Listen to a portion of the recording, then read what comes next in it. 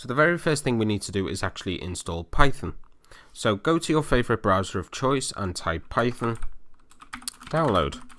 Click enter and you'll be presented with a few different links on Google. Just click the first one, which is the official Python website. It's python.org.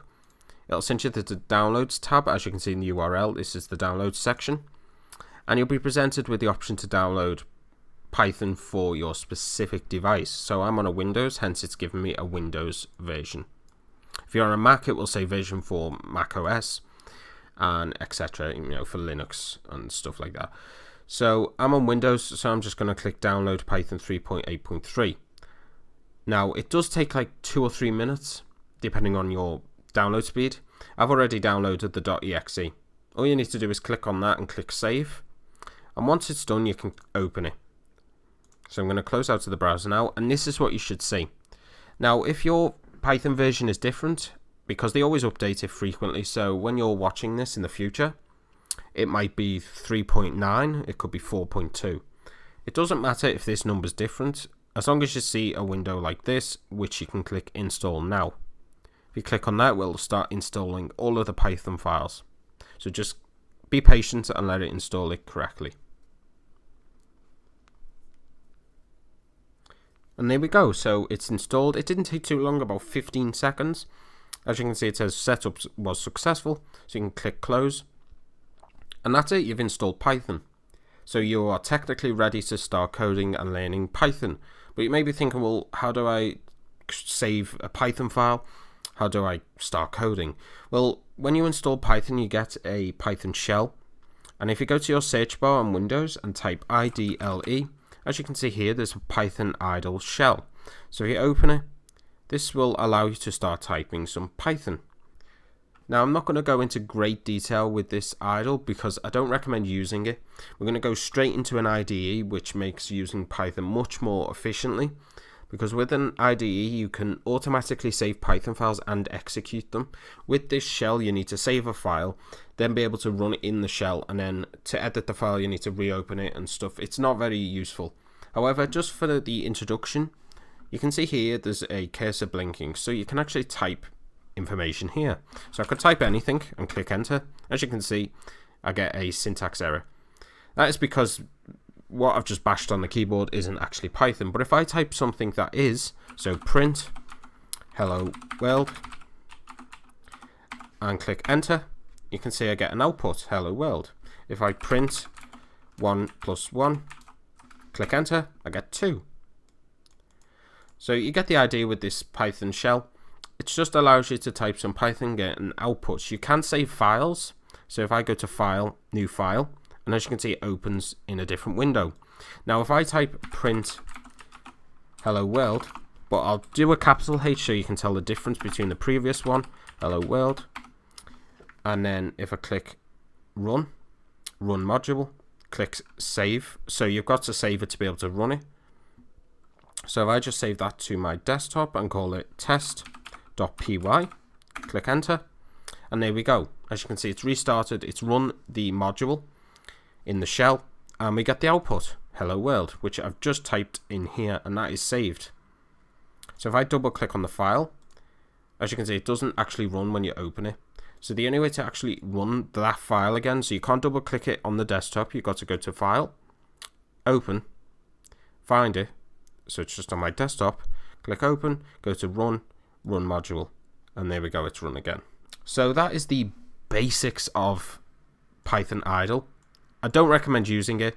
The next video we're going to be installing an IDE, which is free to use. It makes it much more efficient, which we'll see in the next video. So now we want to install the IDE, and the IDE is just an environment in which we can code Python and make it more efficient. So the IDE is actually called PyCharm.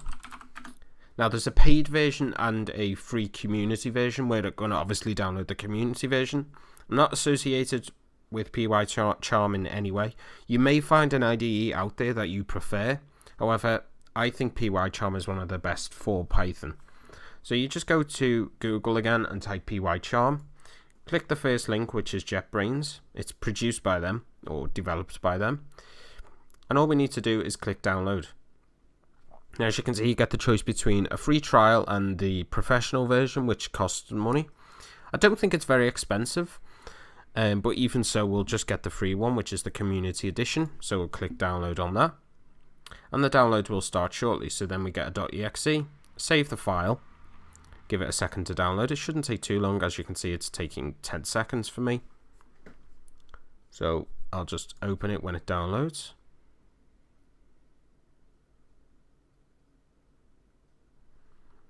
There we go, a few seconds left, and we'll open it. So I'll just minimize out to this browser now and give it a second to open. So it's going to ask for admin privileges, so click yes when it asks for them, and then we can continue with the installation. So next, I'm going to leave everything default, and then I'm going to click next, and then click install. You can have a look through the options in the installation window if you want to, like install a desktop icon. I don't want to, but it's completely up to you. So this will take a few minutes to install, so I'll just let it install. So here we go, the installation is almost complete. It didn't take too long, like I said, only a few minutes, a minute or two tops. It's almost done now, it's just extracting some modules. And there we go. So PyCharm Community Edition has installed. So I'm just going to tick this box and click finish, so it automatically runs the Community Edition of PyCharm.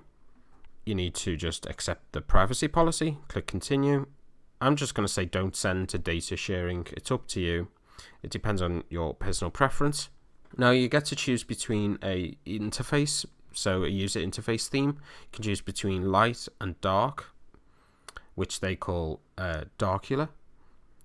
So I think I'm going to go with the light. You can change this obviously within the settings, but to start it off, I think I'll start with the light.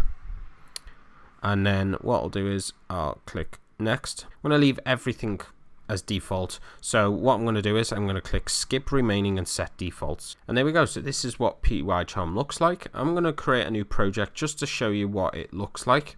Don't worry, I will go into more detail in this in a different episode within this course. So I'm just going to quickly call this test and then click create. So it's creating the virtual environment. This is what it looks like. Just click don't show tips and close. So it's just creating the virtual environment. The reason I said don't show tips is because sometimes it can be a little bit overwhelming because it just constantly keeps popping up for every decision that you make within this environment, which can get quite annoying personally anyway. But like I keep saying, it's all up to you with this. So it's just creating the virtual environment. It won't take too long.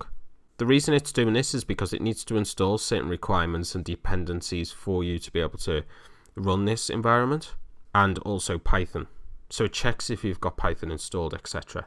There we go. This is what the project is called, test. As you can see, I called it test when setting it up. But there's still no file here to be able to like edit or, you know, type some Python. So all I need to do is go to File, New, and New Python file. So you click New and it'll give you this window, and you just click Python file. I'll give it a name, and I'll just call it test, and click enter. And there we go. So we've got test.py. This is a Python file. It is in the directory for me anyway of users/user, PyCharm projects and test. You can change that at the menu at the start, which we will do for when we create projects later on. But this is just a quick example of PyCharm. So now we've got the Python file. So if I type genuine Python again, so I'll just type print hello world, and there we go. As you can see, it automatically adds the closing bracket as well, which is very useful. You can right click and click run. As you can see, down at the bottom, it's actually run the file so that we get an output. You can see where the efficiency comes in, because unlike with the shell, you had to like open the file, then run it in the module. Here you can type Python and just right click and click run. It says run test because that is the name of the Python file. So I can add another line underneath, print 1 + 1, and run it again. And as you can see, it's got 2 because it's doing the addition. You don't even need to save the file. It automatically saves when it runs. you can just press Control S to save the file. And that is PyCharm. So I highly recommend you do install this IDE. There's others out there that you can try if you want to. They all do the same thing really, and I just prefer PyCharm, and the free edition is perfect. So hopefully you do install this to make your Python programming a little bit easier. And now we can actually start with the basics of Python.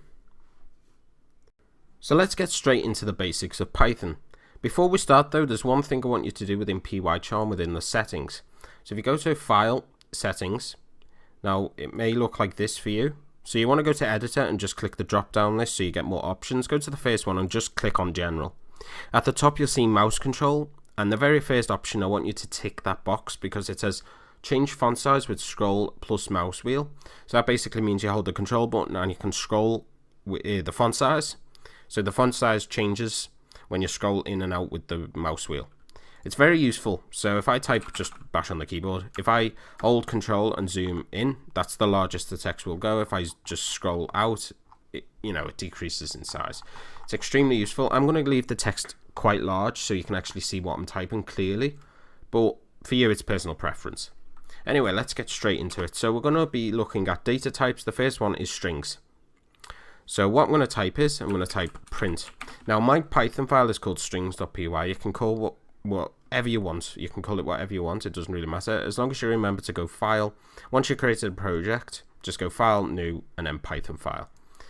So the first one is print, a simple string, and I'll type hello world. Right click and click run.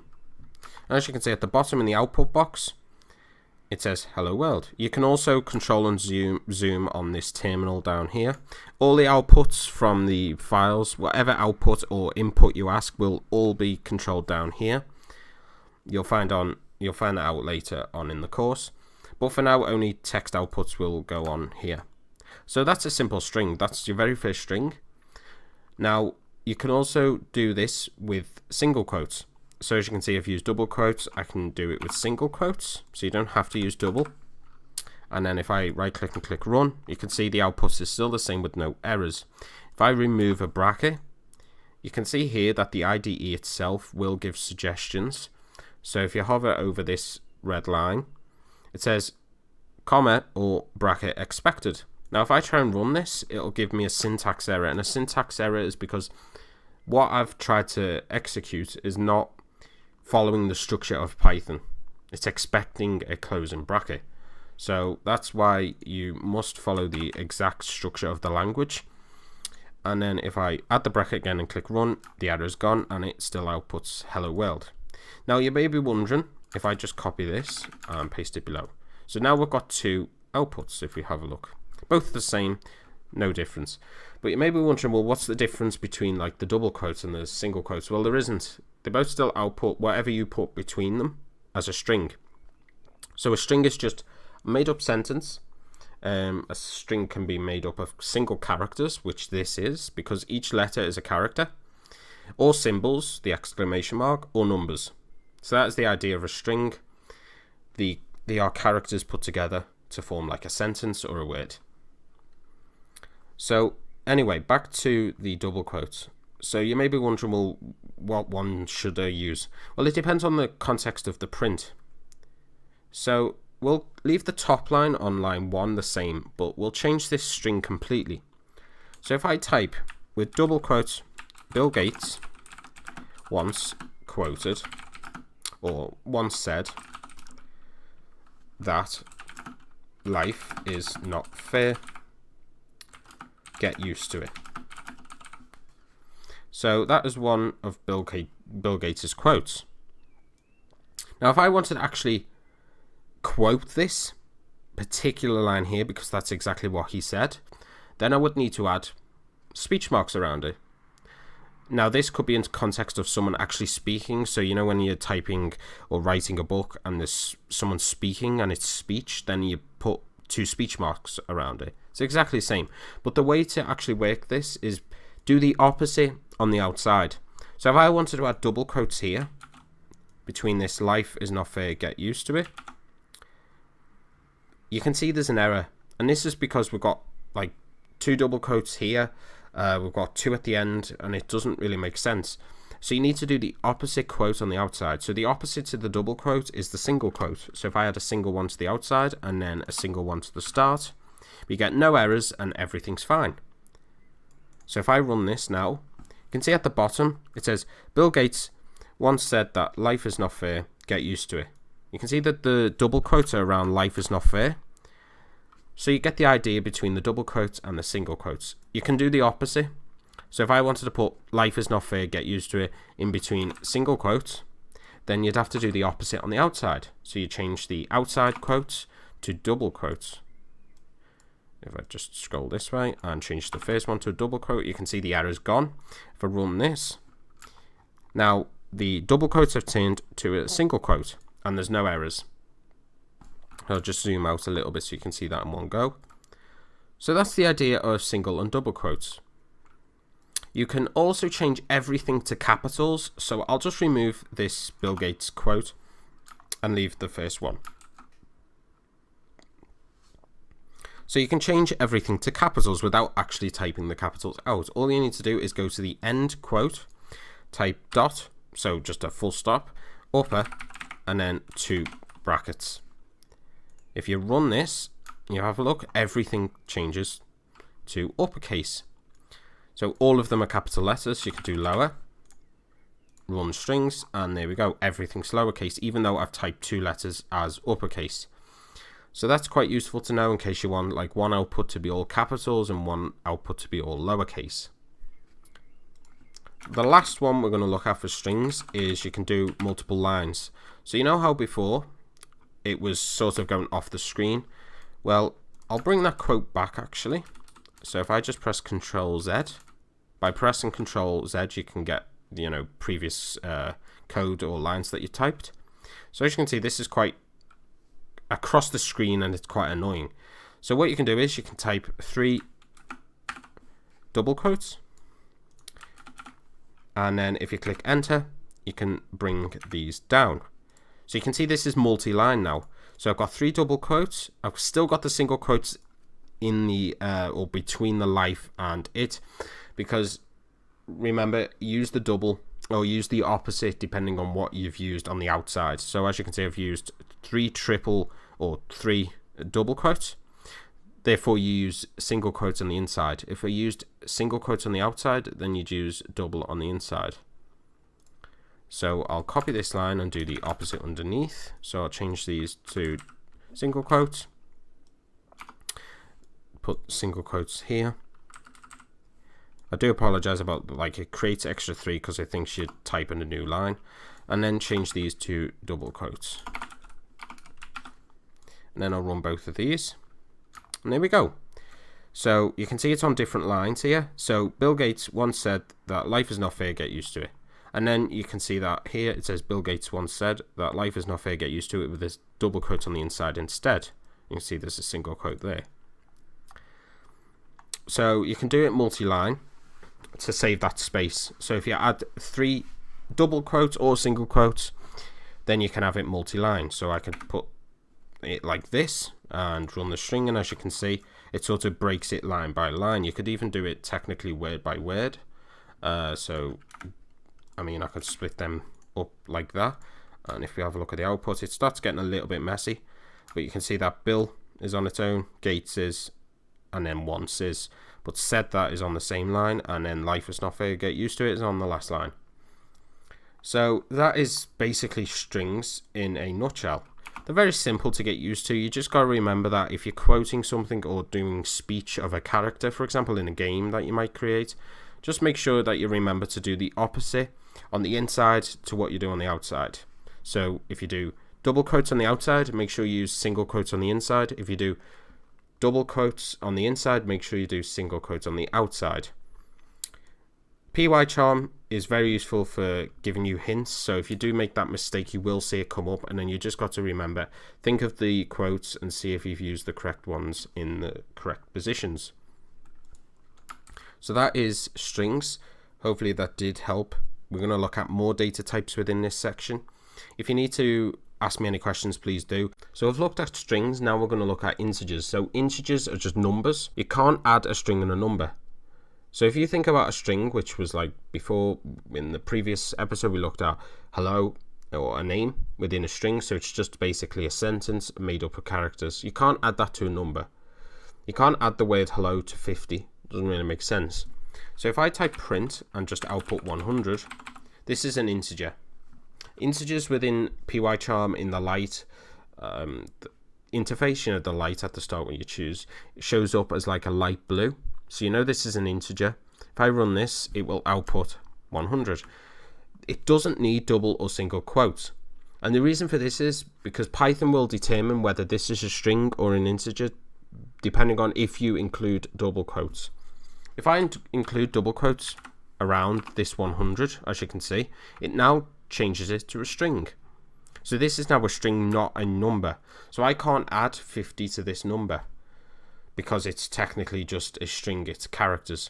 If I type a plus sign and then 50, which is an addition, if I run this, there'll be an error. And that's because this is a string and this is an integer. You can't add the string 100 to the numerical value of 50, because if I change this 100 to the word hello, you can't add 50 to the word hello. It doesn't make any sense. So you'd either have to make both of them strings, in which case if I print this, it appends 50 to the end of the word hello. This plus sign becomes an append. Append just means add something to the end of something else. So as you can see here, we've got the word hello, and then we're adding 50 to the end of the word hello, which gets the output hello, and then just 50 added onto the end of it. It's important to remember the distinction between an integer and a string within Python, because within complex code it can throw up a lot of errors for outputs. But let's get back to numerical and arithmetic, code. So the first one was just print 100. This is still an integer now. If we type print and then 1 plus 1, run this, we get the output of 2 because they're both integers. So I'll copy this a few times. The second one we'll look at right here, we'll do 100 minus 50.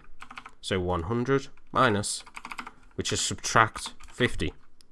The third one we'll just do a division. So 10 divided, which is a /, by 5.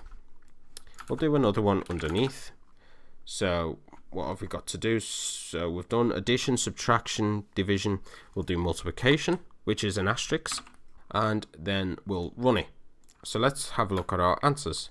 So the first one was just print 100, which it has done. The second one is 2, 1 plus 1. The third one is 50 minus 100, which leaves 50. Then the fourth one down here is 2. And it says 2.0 because of floating point, and that's how computers work out divisions. Don't worry about floating point if you don't understand it in computer science. You can look it up yourself. It's a way of working out divisions within computers because of bits being carried, etc. But don't worry about it for now. The answer is technically still 2. And the last one is 10 times 5, which is 50. So that's the basics of the arithmetic within integers that you can do within the print function. Remember, strings do not add on to integers. I'll do it one more time with this one here. So if I add this to a string, you can't add the string 1 to 1. They've either got to both be string or integers. That is the introduction into arithmetic. There's a few more things that I want you to know. So if we remove all of these, the last one is modulus. So if you type print, and then we'll do that same one as before, which was 10 divided, but this time it's a % and 5. It doesn't matter if you include spaces between these or not. Like before I was just doing it like this, you can include spaces. So here we have 10 divided by 5, which I think is 2. But look at the output. The output is 0. And what it's doing is it's just a remainder. So 10 divided by 5, so 5, 10, goes into it twice. But there's nothing left over. It goes into it twice and that's it. If it was 11 divided by 5, it goes 5, 10, and then there's 1 left over. So that's the output. If we run this, we'll have 1. If we do it 13 divided by 5, 5 goes into 13 twice, remainder 3. You can see here the answer is 3. Now this is very useful It could be for absolutely anything. So 106, if I run this, you can see the answer is 1 because it goes into it with remainder 1 because of the odd one. If I change this to 105, then there's no remainders, so it's just 0. It doesn't really matter what you use, but the purpose of modulus really is to find odd and even numbers. It can be very useful for certain functions, which you'll find out. We're going to look at variables within this episode. So a variable, think of it as like a storage location. So if we have a game, you know, like most games have like a health bar. So we'll have health equals 100. We'll have damage, because when you get shot, if I could spell damage, is equal to 10. So every time the character gets shot, 10 damage is taken off the health of 100. So you can get shot 10 times and then you're dead. Now we need a string variable. So we could have one called character equals, and then a character's name of Ryan. So the character's name's Ryan, we've got the health and the damage. So now we've got two different variables here. We've got a variable of health, which is an integer. We've also got damage, which is an integer, but I mean two different ones with different data types. So we've got integer and string. So we can just print out a variable straight from the print function. So all you need to do is type the variable name within the brackets. So for example, if I type character and print, in fact run it. So we run the script and it will say Ryan because it's printing out whatever is stored within this variable, which is the string Ryan. We could also add some string to this print. So my character's name is, and then append character to the end of it. If I run this, you can see my character's name is Ryan. Now to get a space here, we could just add a space to the end of this and run it, and then we get a space. We could also get a space by adding another append. Now if you remember what append is from the previous episode, it's basically just adding something onto the end of something else. So the reason that, in fact I should explain it, the reason that there's no space automatically here is because we're getting the string Ryan, and it's basically just placing that to the end of this string here. So the end of this string is right here, and it's just doing this. So this is the output we get. And we need a space between these two here. So I'm going to remove that and add the space. Now you could do it like I showed you, just adding a space here, or add another append, then empty double quotes. If I run this, we'll get my character's name is Ryan. So you can see the spaces. Now I don't recommend formatting like this with print and variables, because it can get a little bit messy when you've got multiple variables plus integers, because you can't print integers within a string like this. So if I just try and print health, so I append health to the end of the character, if I run this it won't work because this is expected to be a string and it's not, it's an integer.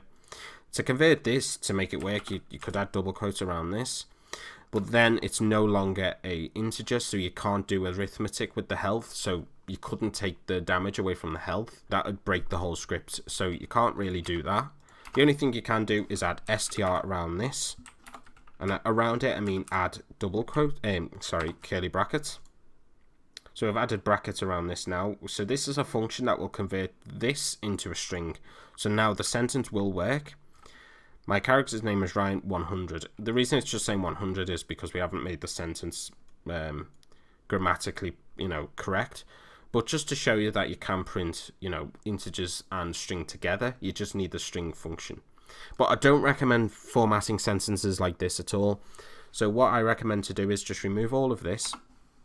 So now all we've got is a basic string that says my character's name is, and we're not going to just type Ryan because we need to refer to the actual variable. If I just run this, it will work, but it's not referring to this variable up here. So what you can do is you can add an F right here. Then at the end, we just remove Ryan. So in between here, all you want to do is curly braces and then refer to the variable name, which is character. So as you can see, I've got curly braces with the character variable in between them. So this will say my character's name is, and then character will look at this variable, see what's stored within it, and print that. So let's have a look. My character's name is Ryan. So you can see how much easier that is to format a sentence with a variable in it. You just add an F here for format, and then we can just add integers without that string function, str function, sorry. Let's type my character's name is Ryan, and my health is, and then all you need to do, remember, is curly braces and then type health variable in between them. Then right click and run the script, and there we go. So my character's name is Ryan and my health is 100. So that's a basic format. I recommend doing it like this. Always remember just add the F between the first bracket and just before the first double quote, and then all you need to do to refer to variables is type the curly braces in between that, put the identifier, which is the variable name here. You could do this with any sort of context. You could do cars, you could type car equals and then Ferrari, and then my favorite car is Ferrari, for example, but refer to the car variable. You get the idea. I don't want to make it too complex, as this is just a beginner's, but you can see this formatting is well more efficient. You don't need to do the append, you don't need to add like normal spaces, you don't need the str function, it will automatically convert it. Let's have a look at manipulation of these variables then. So now we've got this sentence where the health is 100, but let's try and print it out. Let's affect the health and then try and print it out again. So underneath this, we'll type health minus equals damage. And now what this is doing is basically it will check what the health is, which is 100. Then it will subtract the damage from the health, and that will be the new health value. So technically 10 minus 100, 100 minus 10 and 90. So then if we reprint this out again, it will be different. So as you can see here, the health is 90. If you do it again, subtract it again, it will say 80. You can create a new variable for the new health. So you could type here, new health equals health minus damage. So now what's happening is we've created a whole new variable. It's an integer variable because we've got two integers here. We're getting the health, which is 100. So I'll add a comment so you can see. You just add a comment with a pound sign. So basically this is what's happening. So 10 minus 100 minus 10, it's stored in the new health, and then all we need to do is print out the new health here. Run it. It says 90 now because this now refers to 90. If we just left this as health, then it will refer to this up here, which is 100, therefore it won't be affected. So we need to either do a new variable or just the subtract equals damage. So there's two ways of doing it, like I showed you before. It depends on the context of the script or what sort of game you're making, depending on if you need to create a new variable or not. But it's important to know you can do it either way. So remember, it's subtract equals damage. You could also have regen, so for example regeneration in some games. So let's just add a variable of regen of 10 health, so you can regenerate 10 health. For example, in a game it might be like every 5 or 10 minutes you can regenerate, or every few seconds you regenerate so much health. But after the damage, now we need to regenerate the health. So let's run this and see if it says 90. So there we go, it does, it says 90. So let's regenerate this back to 100. So all we need to do is go underneath this and type health plus equals regen. So now it's the opposite of the damage, so we're not subtracting, we're adding. So what's happening here is we're getting the regen value and adding it to the current health value, which is 90. Let's have a look. We need to reprint this and run it. And there we go. We get the normal sentence, which with no effect on it. Then we get the health and subtract 10 for the damage, so the character got shot. But then after a few seconds, there's a regeneration of that health and it goes back to 100. So it's important to understand that with variables, there's certain rules within Python that you must follow. You can't start a variable with a number. It can include numbers. It can't include spaces, but it can include underscores. So it can start with underscores and include them. It can include numbers but cannot start with numbers. So I can't call this variable health to health. As you can see, it doesn't work. I could call it health or H2ELTH. Doesn't really make sense, but you can see this will work. You can't start with numbers, like I said. You can include underscores. So there's an underscore, that will work. You can start it with an underscore, that will work. You can't include spaces, so that won't work. So they're just some of the basic rules within Python to declare variables. The purpose of a function is just to basically run a certain few lines of code, or it can be quite a lot, and return a value. Now the value could be a number after an addition, a subtraction, any sort of arithmetic, or it could be like an output, so it could be like hello username. So to declare a function, all we need to do is type def and then the function's name. In this case, I'll call it hello. And then we want this to print out the word hello. So the function is hello, and it will print out the word hello. Now, if we run this, it won't actually output anything. And that's because we need to call the function. To call a function means to basically say to the function, we need to run you, if that makes sense. So we just type the function's name with the brackets, and we run it. And then we get the output hello. And see how that works. So it's calling the function knows to run, and it will run whatever is underneath it. There's one thing that is important to mention is indentation. The reason I've typed print there is because you have to. If you type it there, it won't work. You can see there's an error.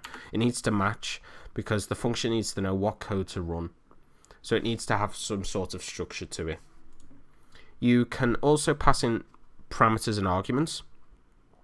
So a parameter and argument can be passed in through user input, for example. So we have a question. So we're going to look at inputs. So it'll say uname is equal to input, and then in brackets we'll have string that says what is your username, question mark. Whatever they type in, the user types in, which in this case is me, it will store it in uname. Then we need to pass this uname value through the function. So the way to do that is you pass the uname here as an argument. So uname as an argument. Then we need to take it in as a parameter. So we need a parameter within this function. This doesn't have to match the uname. So this could be username. And then what we want to do is we want to be able to use it within this print. So remember how to format a variable. It's exactly the same. So in this case we type username. And there we go. I do apologize. That needs to be within the double quotes. So there we go. So this is going to say hello username. So let's run this, and there we go. So it's going to ask for an input. We'll say user1, click enter, and it'll say hello user1. This could be what is your name, and then you actually type your name in, and it'll say hello your name. You could do many other different things with this. So you could take in numbers. So we could do addition, which we will do. So we'll say what is your age. So now we're taking in a number. So we'll do some arithmetic with this as well. So we'll do age plus minus. Remember how to add something to a variable, which is an integer. So it's plus or minus 10. We'll say here that your age will be, and then we need age here, in 10 years. So all we're going to do is add 10 years onto the person's age and say what that age will be in 10 years. So we need to pass in user age, so I'll just call this variable user age. So it's so I'll just call this user age, so age. What is your age? It will take it and pass it in as an argument. We need to change this here, so we'll just call this age. So age is passed in, then we get the age, which is from the input, and add 10 to it and then output it. So let's run this and see what happens. Now there will be an error. So if we type 20, it'll say error, and that's because we're trying to add a string to an integer. If you remember, you can't do that. Basically what this input is doing is saving the user's input to this variable here. So if they type in 20, it technically stores it like this, but then we're trying to add 10 to it, and you can't add 10 to a string. It's like trying to add 10 to someone's age. You just can't do it. It doesn't make any sense. So we need to make sure that Python saves this as an integer. So saves it like this and not a string. So all you need to do around this input is type int and then close the brackets. So make sure the input is inside brackets like this. And now it will work because it's going to save it as an integer. So what is your age? 20. Your age will be 30 in 10 years. We do it with 21. Your age will be 31 in 10 years. So you get the idea of a function and what it can do. Now you could subtract age, you could multiply age, you could do any sort of thing. This function could subtract health every time someone gets shot, you know, like in the game, like I keep using that example for, I don't know why. But, you know, the damage could be subtracted each time, so the function is called every time the character has been shot or damaged. It's important to note that functions can have more than one parameter and argument. So let's change this again. So your age will be, so let's remove that. Your age is, and then age, and we'll remove this. So your age is basically just saying your age is whatever the user types in. We'll remove this arithmetic as well. And we'll have your name is and your age is. So we need name and your ages. So we'll take in two inputs here, user age and user name. In this case, it will be the actual person's name. So input, what is your name? We need to get rid of the int around input because this is a string. Remember, a number, a name is not a number. Unless you're Elon Musk's kid, but it doesn't really matter. So your username, blah, blah, blah. Your name is and then name. So we need to actually pass in multiple different arguments here. So we've got you name and you age. Then we need to match it up here, so name and age. And there we go. Remember, this has got to match this one here, and this has got to match this. Don't need to match these down here. The only thing that these two need to match is the actual variable names. So let's run this. What is your age? 20. What is your name? Ryan, for example. Your name is Ryan and your age is 20. So that's just a very brief introduction into functions. You can have more than two parameters and arguments. You can have basically unlimited. So like I said, that was just a quick brief introduction into functions. It's important to understand lists. So lists within Python, think of like a shopping list, and you can pick out a certain item. You can view all the items. You can delete an item, basically remove it from the list, append one, add one to the end. You can manipulate the whole list. Now, if you don't know what an array is in computer science, just think of it as like a list of items. Now, there are differences in certain lists and arrays and tuples. In this specific tutorial, we're just going to cover lists. So to create a list within Python, all we need to do, very similar to how you would name a variable, it's just a name for the list. So ARR, this is short for array, then equals, and then brackets. Anything we put in these brackets will be in this list. So you can add a string, like you would do normally with two double brackets. Now each item is separated by a comma. So you add a comma and then you can add an integer. So now we've got two items in this list. To print out the whole list, you just do print and then the list's name. And as you can see, after I've run the script, it comes up with hello and 250. We can pick out a specific item within this list by using the brackets after the array list name, or whatever you've actually called it, and then add the index number. So arrays start at 0 base, so the first item will always be 0 index. So this is 0 and this is number 1. So it goes 0, 1, 2, 3, 4. So if we type 0 here and run it again, we get hello, and that's because this is at 0. This is at 1. If we added another string, for example, you could add a number, but I'll add a string of goodbye. Then this is number 2, because this is 0, this is 1, and this is 2. So if we have a look, you can see that it prints out goodbye, because like I said, this is 0, this is at position 1, and this is at index 2. We can also get the list length, but first you can also have negative numbers here. So I think it's important to mention, even though this is a beginner's course, that you can go backwards in an array. So if we type -1 here, and we'll see what that does. So as you can see, it prints out backwards. So it's now printing out goodbye. If we do -2, I think you can guess what it'll do, but it'll print out 250. So 250, and then -3 will print out hello. So it's sort of just going backwards, but then it's not 0 based, because you would think that this would be goodbye, but this is -0. If you think of it from 0 base, -0 will still be the start. -3 will be the end, and it will print out goodbye. If we try to print out something like this, we get an error because it's out of the index's array or range. There's no third item. It's just 0, 1, 2. So hopefully that clears up lists. Very simple to create. It's just that they can be a little bit confusing, especially when we go into detail with tuples. But we're not going to worry about that in this video. So there's only a few more things. We can actually get the length of the list, like we said. All we need to do is remove this and type length and then put brackets around the list name. So it's print, then brackets, then length for length, this is a function that will get the length of the list name. So let's run this, and we get 3, and that's because there's 3 items in this list. If we remove 1 and just run it again, we get 2. So that's fairly simple to understand. We can also append.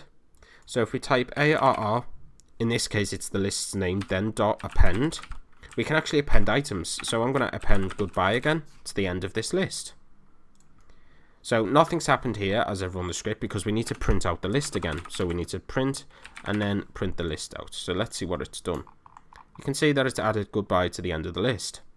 But what happens if you wanted to insert this in a specific position? Because remember, this is index 0 and this is index 1. If we wanted to insert goodbye in between both of these, then we change this to insert. And what we do is we put the position that we want to insert it to. So 1. If I run this, you can see now that the word goodbye is in between hello and 250. That's because, remember, it goes from 0, 1, and then 2. So at the moment it's just 0, 1, but we insert something into the 1 position. It's going to force whatever's on the right to move up 1. So now 250 is technically our position index 2. So there we go. That's how to insert. You can insert numbers. So this could be just like 50, for example. It doesn't really matter. You can use string or numbers. There we go. You can see 50 is now in the middle. You can insert, append. You can add numbers. This is just, because this is just a beginner's course, there's not going to be much involvement with arrays and lists and tuples, because they do get a little bit more complex. However, I am going to show you a 2D array. So it's important to know that you can group arrays together. So if I create a normal list, now let's say I create a list called car, and inside this list we have different cars again. So Ferrari, we'll have Lambo, and we'll have Aston for Aston Martin. So we've got cars. Then we need another list for car model. This can be equal to, and then set models, so 488, Hurricane, and we'll have the DBS. As you can see, I like me cars, so that's why I keep doing cars, but you can do any sort of thing you want here. So we've got car model and cars. So to group these, all we need to do is type grouped equals, then in brackets car, comma, car model. So we're sort of grouping these now in this together. So now it creates a 2D array.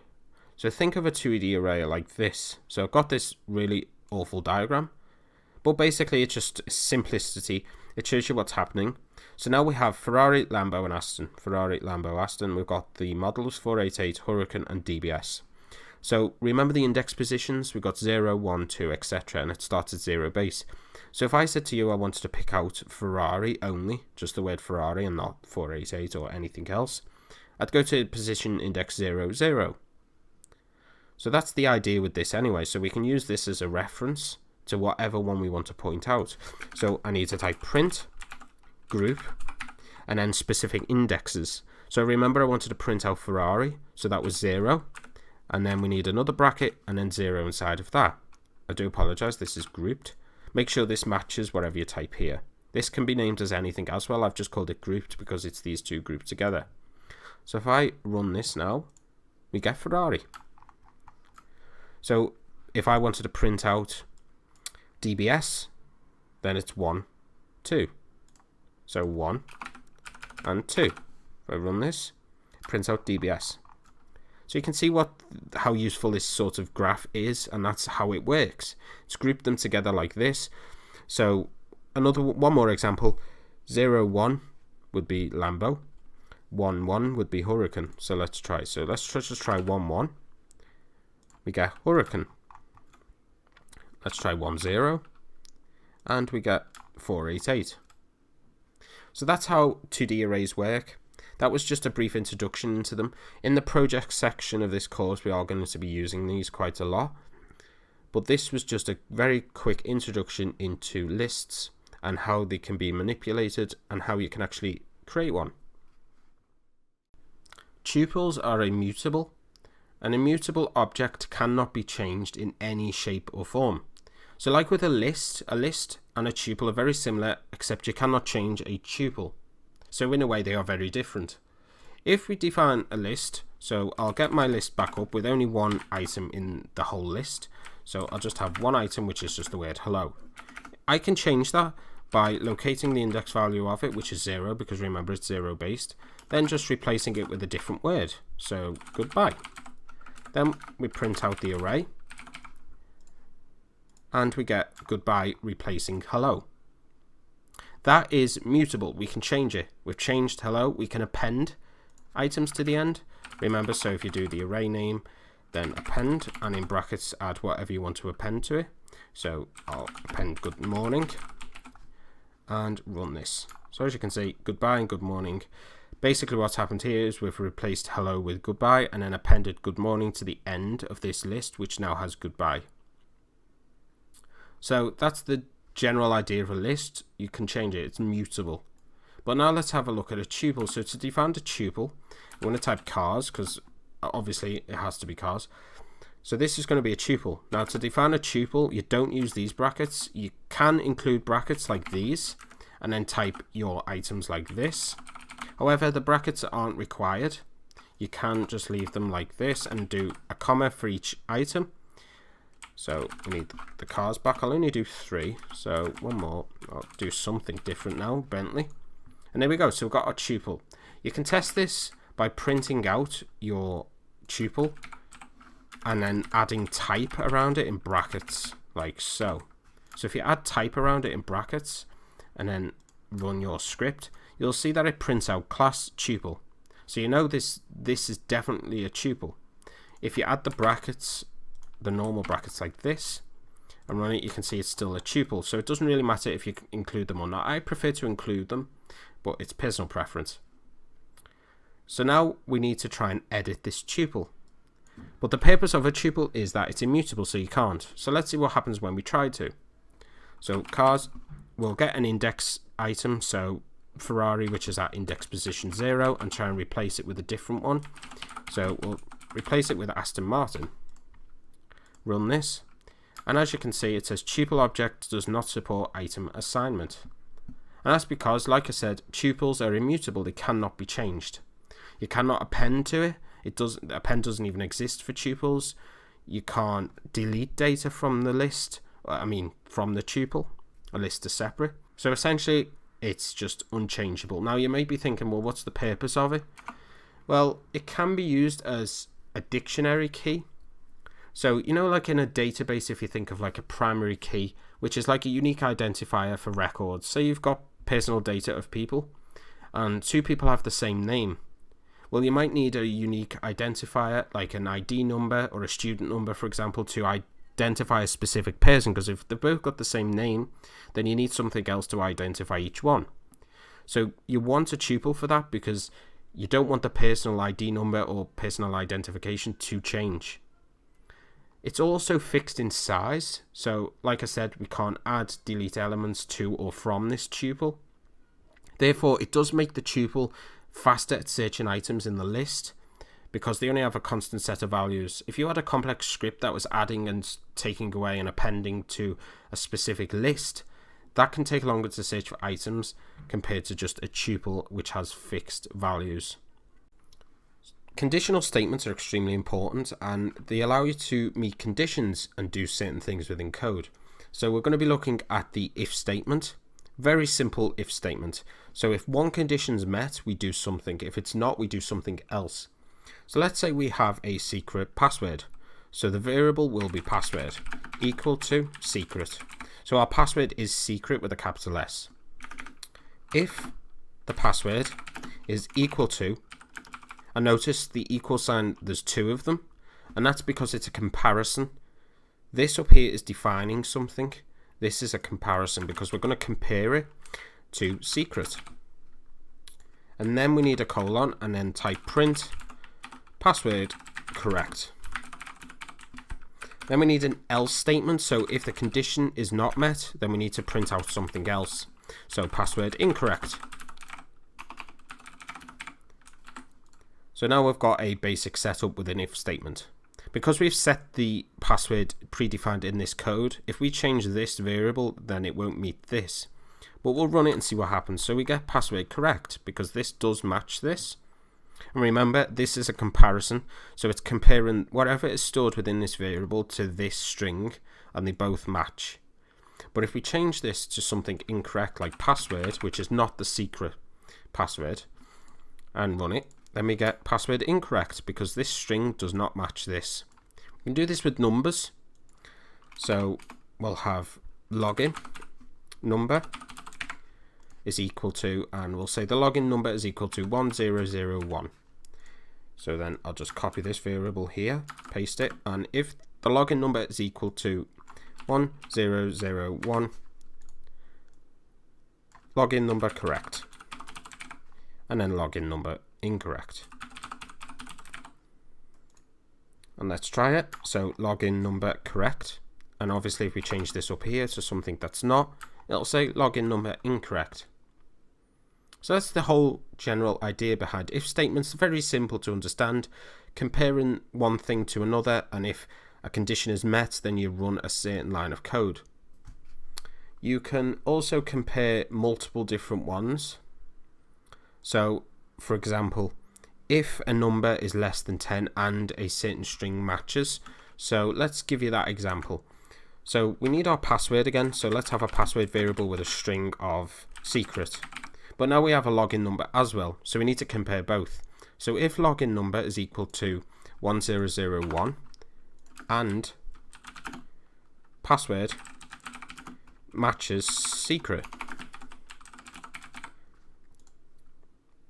then we'll display login information.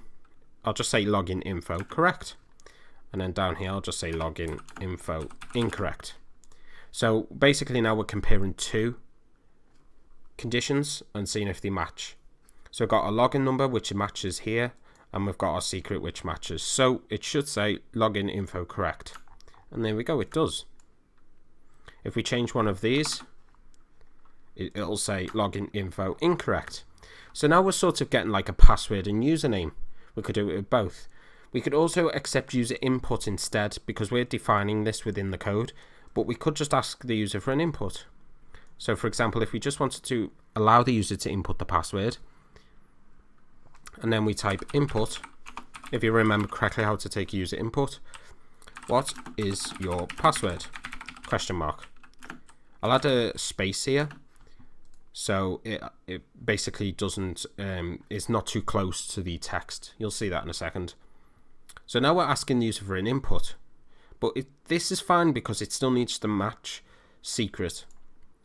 So we need to change this back. The login number, make sure your login number matches. You could even ask the user for the input for the login number, which we'll do in a second.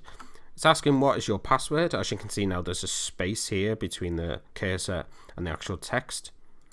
So what is your password? Secret in capitals, well, secret with a capital S. Click enter, login info correct. Then we can ask the user for the input for the login number.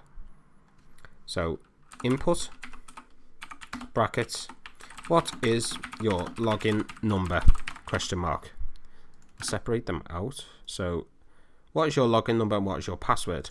So now we're asking for two inputs. Remember though, that when you're comparing a string and an integer, sometimes well, in fact all the time you will need to convert it to an integer, but in this case we will need to wrap it around the str function, if you remember from the previous tutorials. And that is because this will be basically a string, and we're comparing a string to a number, and we can't do that if you remember. So we need to be able to convert this into an integer. Let's give you the example which will break. So let's run the code. What is your login number? So 1001.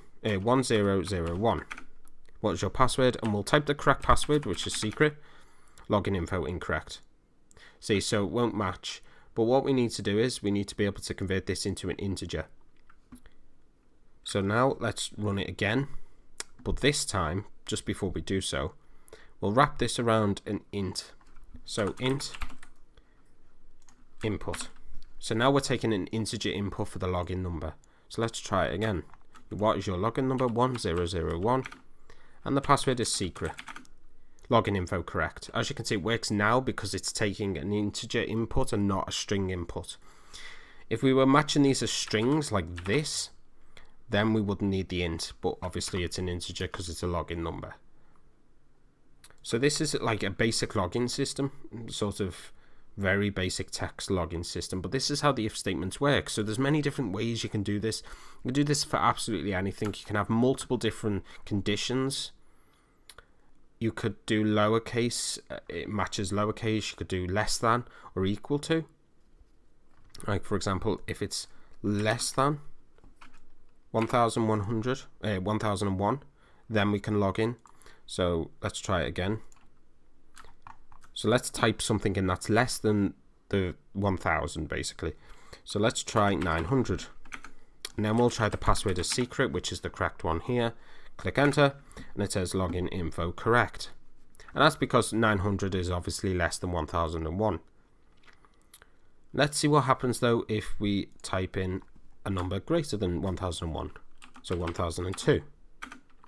We'll type the correct password and then click enter. Login info incorrect.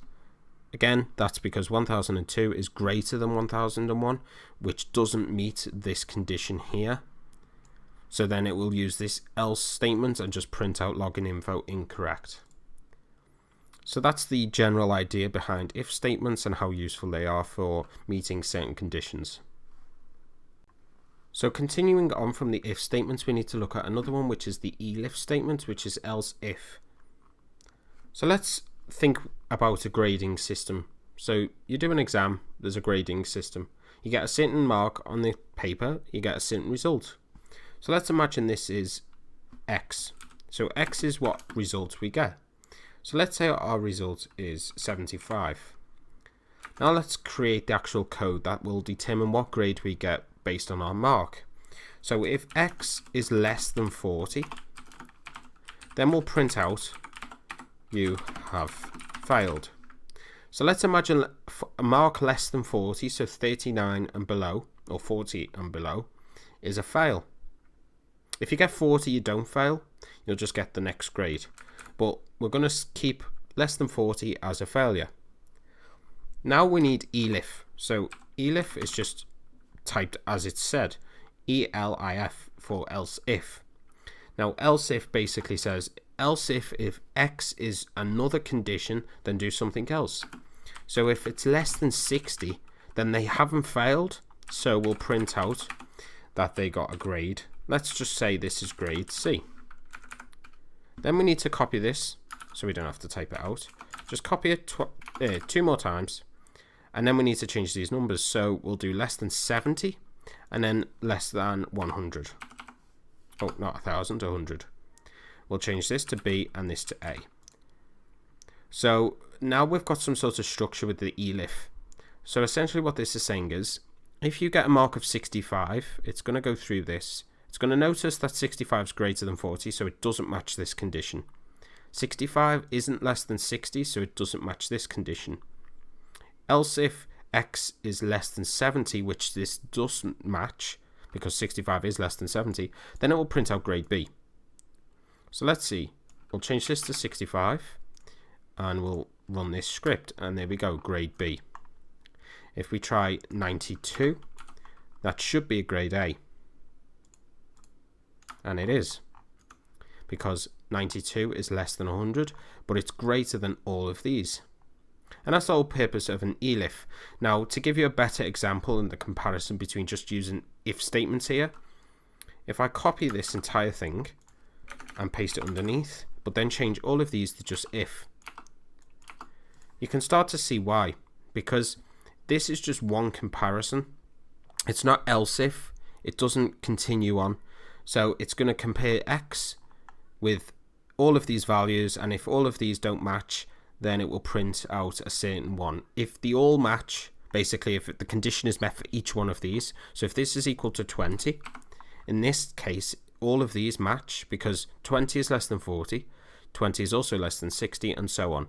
So if we run this, it will print out every single grade, and you have failed. Ignoring this one here, because this matches perfectly, but it's these here. So we've got you have failed, grade C, B, and A. So that doesn't really make any sense, because the person, although the person failed, they didn't get all 3 grades. And that's the main difference between elif and if. So to go through it one more time, if you use just if statements and all of these match, then it will, because the conditions match, then it will just print out every single condition. So all of these print statements get printed out because x is basically less than all of these values. Whereas with the elif statement, if it's less than 60 but greater than 40, it will only print out this one. So let's try it again. So less than 60, 55. Let's run it and we'll get a grade C. Ignoring these last three because remember it's printing from this. So if we remove these, we'll get the correct version of it. Run it and there we go, grade C. And that's because, again, the 55 is greater than 40, so this condition isn't met. So then it will test the else if. So now it's going, well, else if x, which is 55 in this case, is less than 60, then this condition is met, which in case it is. If it's, one more time, 65, then it doesn't match this condition, but it matches this one. So only do this one. It also technically matches this one because 65 is less than 100, but that's not how else if works. It will only do it to that specific else if condition. So since this one matches with less than 70, it will only print out grade B. So that is the main differences there between else if and an if statement. Let's have a look at for loops. So to create a for loop, all you need to do is for I in range 10 colon print I. So let's have a look what this does. It will print out an increment of 1 10 times until it reaches the upper limit. This is specified by the range. As you can see here, it's 9. You may be wondering, well, why does it stop at 9 and not 10? Well, the range actually doesn't include, well, the range stop value, this is known as the stop value, doesn't actually include the value itself. In this case, it's starting from 0. If you count up how many times this is iterated, which means it's repeated, the whole point of this for loop is to achieve iteration until a condition is met. You can see that it starts from 0, and if you count how many iterations from 0 by 1, then there's 10 iterations, which is the range. If we wanted to stop at 10, then we'd have to type 11. Not 11, not 111, sorry. So 11. And there we go. So we get 10. We're still starting at 0. We can specify starting point. If you just type 1 comma and run the code again, you'll see that it starts at 1 this time and ends at 11. Ends at 10. The reason it doesn't stop at 11 is because it never includes this value. It's everything in between. It'll include the starting point, but not this value. So if I wanted it to stop at 11, I'd have to type 12.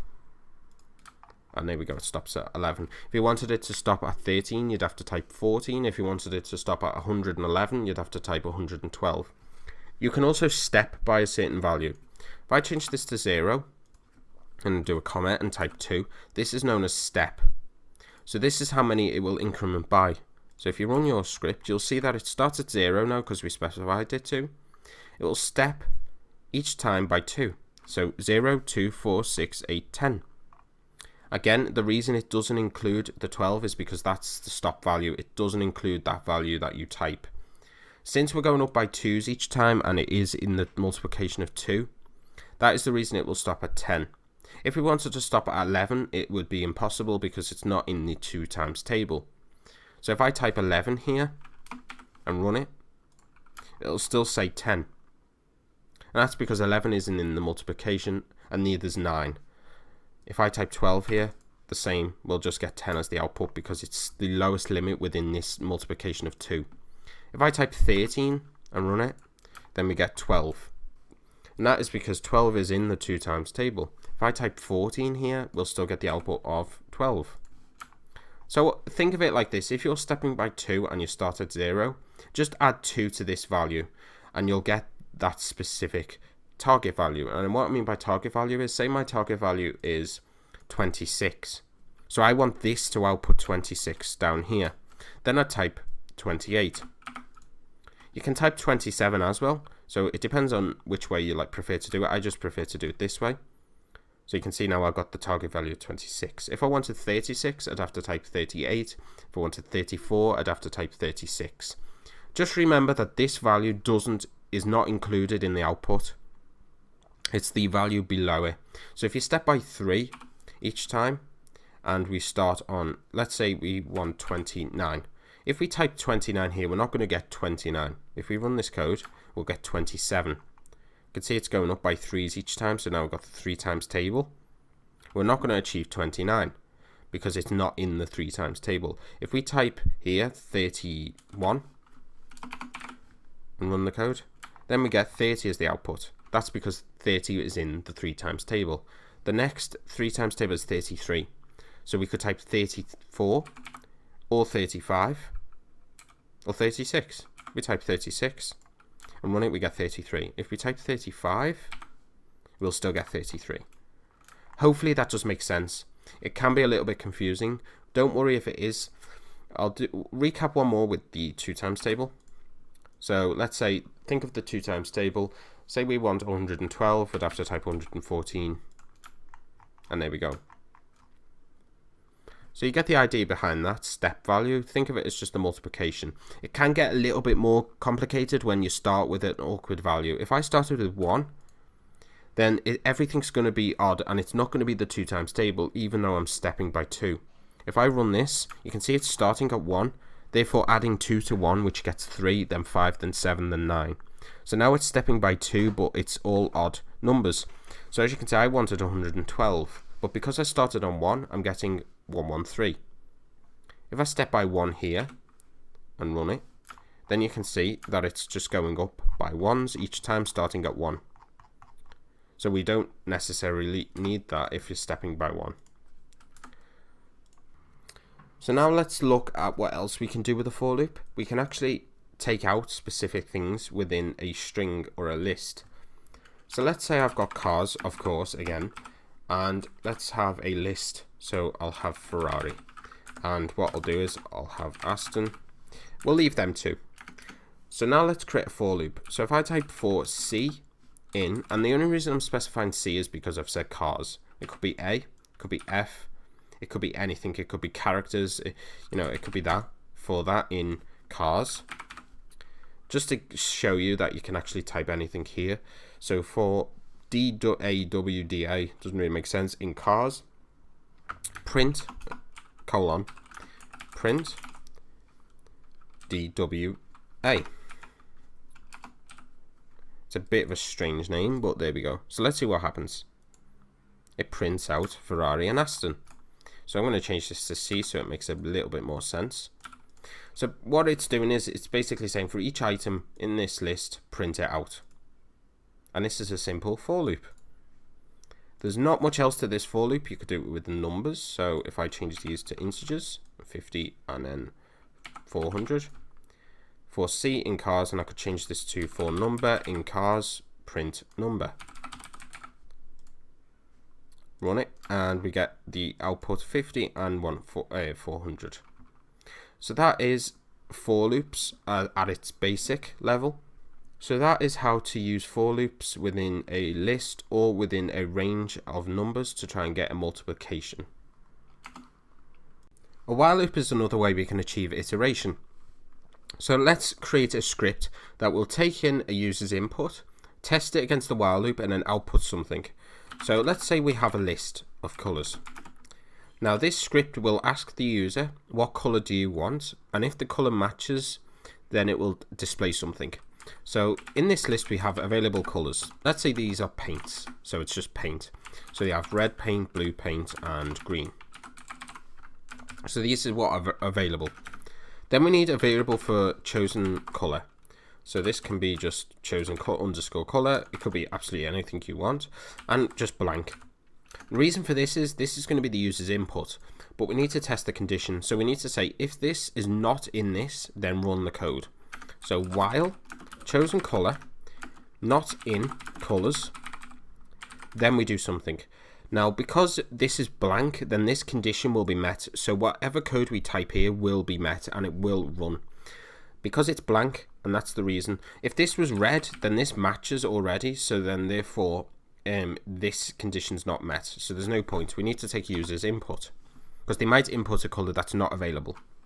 So what we want to do here is chosen color is equal to input what color do you want? So what color do you want? Then we need to use if statements. So if the chosen color, which is what they've typed in, so they might type in purple, and as you can see, purple is not in this list. So then we need to say color not available. So if the color, chosen color, is not in colors, then we need to print out color not available. Then we need another if statement. So if the chosen color is equal to exit, because we want an exit function, we want to allow them to exit out of this while loop because it will continuously run until they get a color available. So they must have the option to exit. Now print, and what we'll say is exiting. Think of it as like exiting a game. And then we need a break. Now break will just exit the whole script. It will stop it and allow them to like rerun it if they wanted to, or do something else. Then we need else outside of this while loop here. So make sure your else matches where this is in the indentation. And we need to print your color is available. So this is if it matches. So if they type in red, then this script will, from this point, will not run. So it will run this. Because it's saying while chosen color is not in colors, so this will run automatically because this is blank. When it gets to this point, it'll ask for the input. But then, because it matches, this doesn't run, therefore the else will. So let's have a look now. So we've got exit. So let's see what happens when we run this. So what color do you want? Let's say red. Your color is available, and it exits. Let's say we type purple. Color not available. And it'll ask again. And let's say we say grey. Color not available. So it keeps repeating. As you can see, this is a loop now. It's a while loop until this condition is basically met, which is that the chosen color is in colors. So let's say red. I think red. Yeah, red. Let's try red. And there we go. Color is available. And that's because this changes into red from the input. Then it breaks this while loop, and then it uses the else. Now, there's one other thing. We need to try exit. So let's try the exit now, because we added this here, which should say exiting, but let's have a look what happens. So if we type exit, you can see it says exiting, and it does exit the code, but it also says color not available. And that's because it's basically running both of these prints, because the chosen color exit is not a color within this list. But it also matches this statement here, because we're saying if the chosen color is equal to exit, which is their input, then print exiting. So it's doing both, but we only wanted to say exiting. So what we need to do is up here, we need to say, and chosen color does not equal exit. This symbol here means does not equal.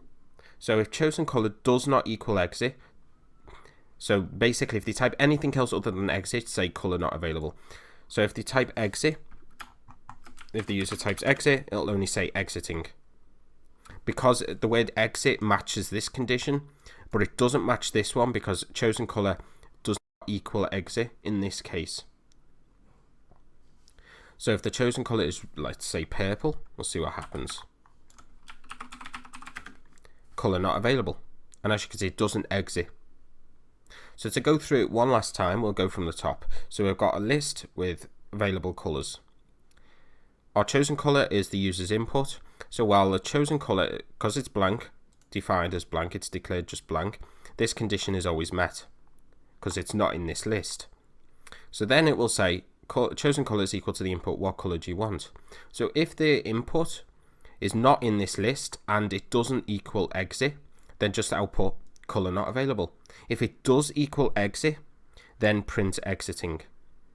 However, if the color is in colors, so if they type red at this point, then it will use this else statement here. You could also do an if statement down here. So for example, if I just copy this and remove the else.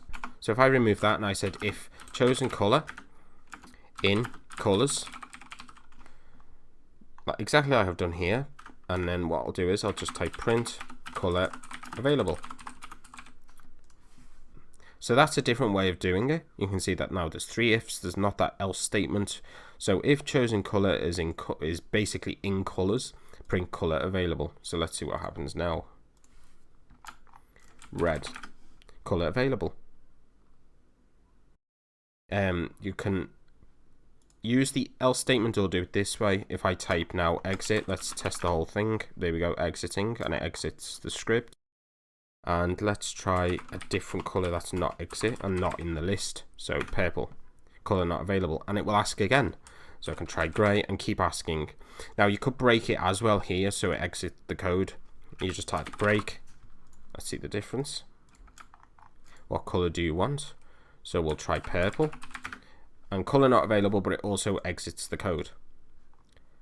So that's the general idea behind a while loop. That's the best way I think I could explain it. So if you do have any questions about these while loops, please don't be afraid to ask me. That's the basic look at a while loop. Let's put everything you've learned together into creating a game. This is a simple guessing game. Python will generate a random number between 1 and 10, and you've got to guess it within the least amount of tries. So let's import random so we can generate a random number. The variable can be equal to random.randint between 1 and 10. You know how to create a variable. This is following the variable naming rules. So you could call this random number, for example, randnum. You could call it random number. I'm just going to call it number. So this is the number generated that we have to guess. We won't know it. We're not going to print it out and cheat. So we're going to have to guess it within the least amount of tries. As you can see, if I just print it out, you can see what it is, but it's random each time. So it's 10, then it's 3, then it's 10 again, then 1. It will include 1 or 10. And everything in between, and it's completely random.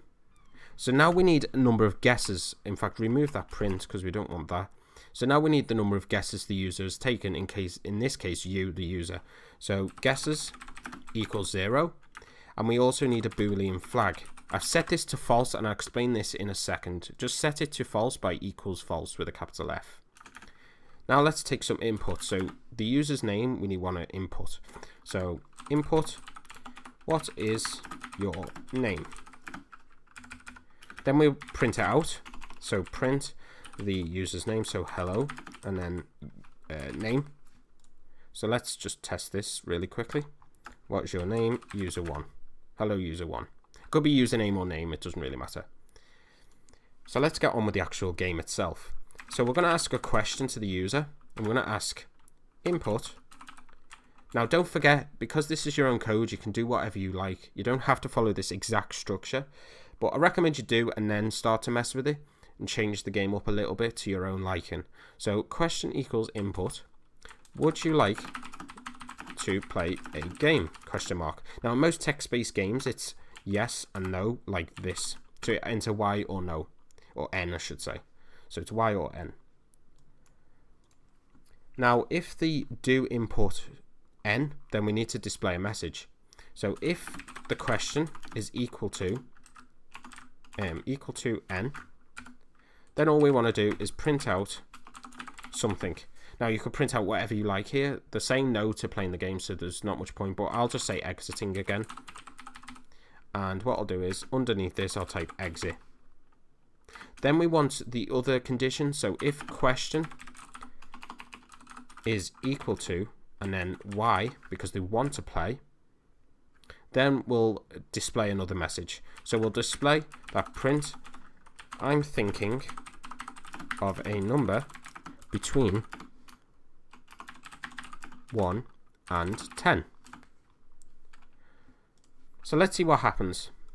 We get the input for the username, so user1. Hello user1, would you like to play a game? No. Exiting. So let's try it with Y. I'm thinking of a number between 1 and 10.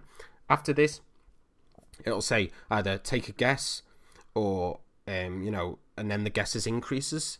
But there's one thing that we've missed, and that is here. So if you remember back from the strings episode, we have dot upper and lower. If you remember correctly, that is to change you know, lowercase to uppercase without having to actually type it out. But what happens here if we type a capital N instead of a lowercase n? Because don't forget, this condition is comparing whatever they type into a lowercase n. So it won't work if they type in a capital N instead. So we'll try it. User 1, would you like to play a game? And then I'll type capital N and click enter. And as you can see, that exiting message hasn't shown up. And that's because you can't compare a capital N to a lowercase n. So what you have to do here is add dot lower and brackets. The same for here, dot lower and brackets. That will compare either a capital or lowercase to what the specific letter is. Think of it now as like just comparing the letters. So it doesn't matter if they're uppercase or lowercase. Now, right, so we've got, moving on, we've got, I'm thinking of a number between 1 and 10. So now we need a while loop, and this is where the flag comes in. So while not win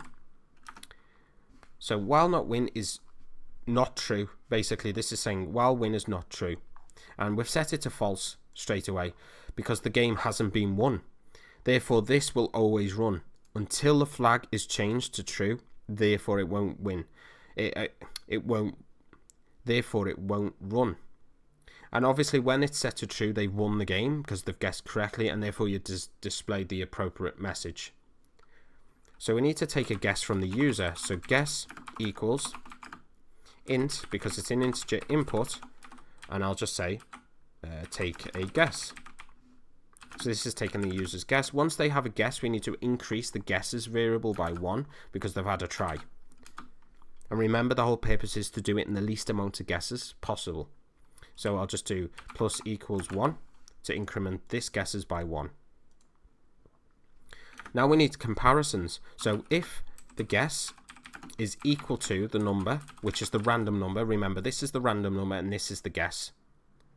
So if their guess is equal to the number, sorry, I typed a Q there, so it's guess equals number, then we need to display a win.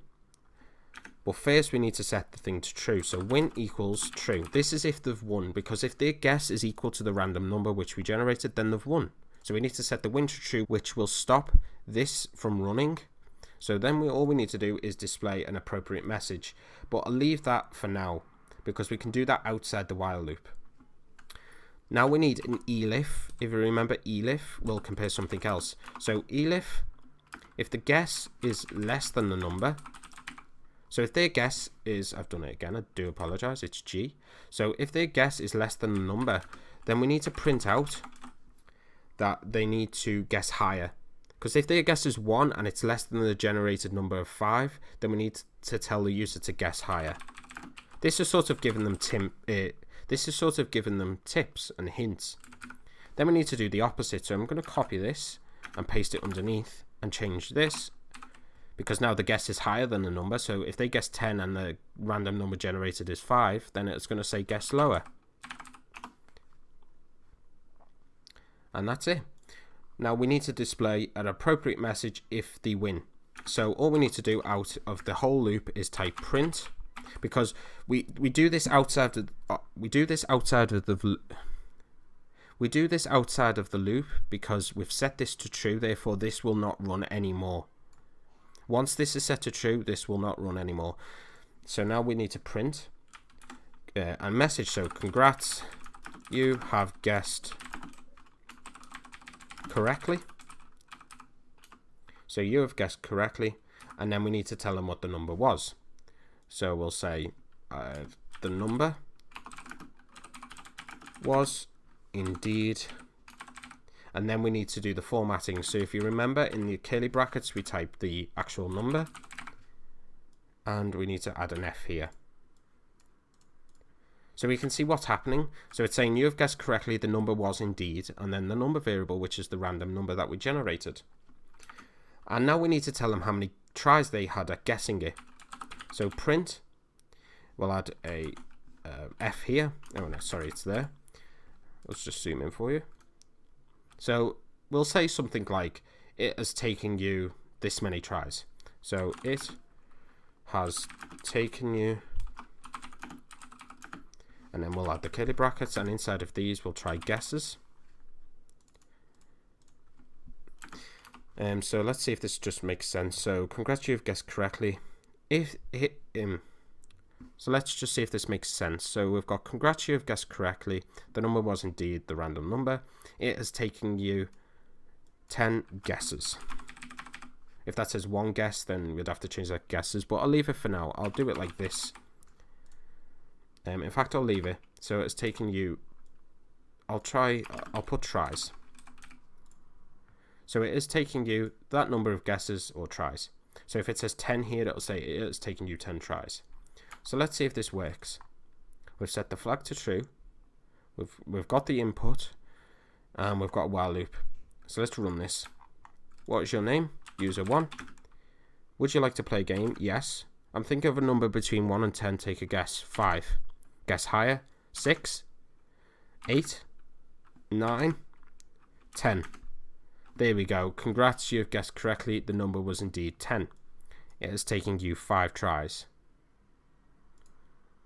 You can see the idea of the game. So let's try it again. I've got to try and beat 5 tries now. So user 1. Yes. I'm thinking of a number between 1 and 10. Take a guess. 3. Guess lower. Oh, it was close. 2. 1. Oh, it's 1. So that's 3 tries. I did better than the last time. That was 5 tries. I'll try and get in 1 try. So user 1. I'm thinking of a number between 1 and 10. 6. Yes! I got it first try. That doesn't happen very often, even if you've got a 1 in 10 chance. That's a 10% chance. So that's the whole point of the game. So you could get like a family member to play this, see if they can beat you in it. You could set the game to have a maximum number of tries allowed. So if it reaches, say, 10 guesses or 10 tries, then they completely fail the game anyway. So that's how to create a simple guessing game within Python. We've put everything we've learned together within one script, and we've created it's a simple game. It's a bit boring, but you get the idea. You could make it more difficult for yourself by increasing the random number. So you could guess between 1 and 100. That'd probably take a good 30, 40 tries, maybe even 50. You get the idea. So you can play this, try and compete with someone on your first ever Python script.